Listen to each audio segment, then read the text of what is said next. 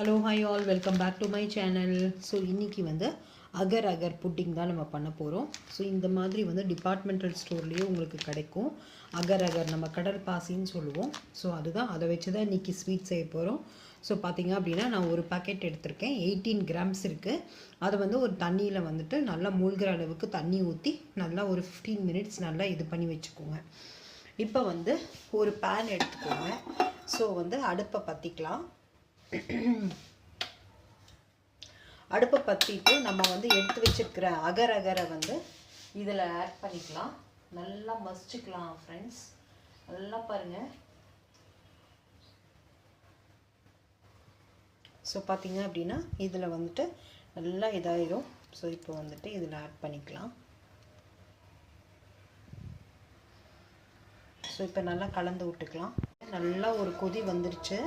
So இந்த மாதிரி ஒரு ஸ்டேஜில் நான் வந்து 1 கப் சர்க்கரை எடுத்து வச்சுருக்கேன்.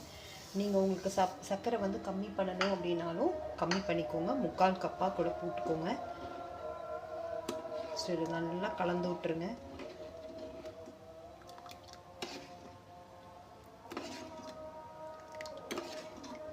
நீங்கள் தண்ணிக்கு பதில் பால் கூட சேர்க்கலாம்.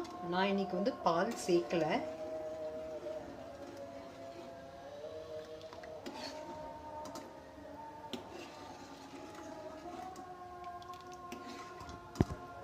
ஃப்ரெண்ட்ஸ் இப்போ பாருங்கள். ஸோ வந்து தண்ணியில் வந்து ஃபுல்லாக வந்துட்டு அகர் அகர் வந்து கரைஞ்சிருச்சு அந்த இதில் சிரப்பில். ஸோ இப்போ வந்து நீங்கள் ஸ்டவ் ஆஃப் பண்ணிக்கோங்க. இப்போ வந்து ஸ்டவ் ஆஃப் பண்ணிவிட்டு அதுக்கப்புறம் நம்ம பால் சேர்க்கலாம். ஏன்னா வந்து இல்லாட்டி பால் வந்து திரிஞ்சிரும். பாருங்கள், நல்லா கலந்து விட்டுறலாம்.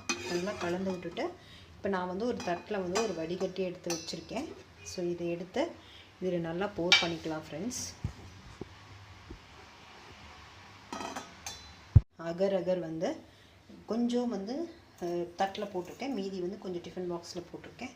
ஸோ இதை வந்து நல்லா வந்துட்டு ரெஃப்ரிஜிரேட்டரில் வச்சு இது பண்ணிக்கலாம். ஃப்ரீசரில் வைக்க வேண்டாம், ஃப்ரிட்ஜில் வச்சு ஒரு 1/2 அன் ஹவர் இருந்தால் நல்லா செட் ஆயிரும்.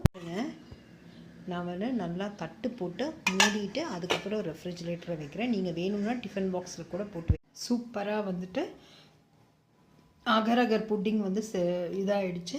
சரி, நம்ம இப்போ வந்து கட் பண்ண ஆரம்பிக்கலாம். நான் இன்றைக்கி வந்து பீஸா கட்டரில் வந்து கட் பண்ணுறேன். ஃப்ரெண்ட்ஸ் இப்போ பாருங்கள், சூப்பராக வந்துட்டு அகர் அகர் புட்டிங் வந்து ரெடி ஆகிடுச்சு. ஸோ இது வந்து இப்படி ஸ்பூனில் எடுத்தோன்னா இங்கே பாருங்கள் எவ்வளோ கேக் மாதிரி வருது.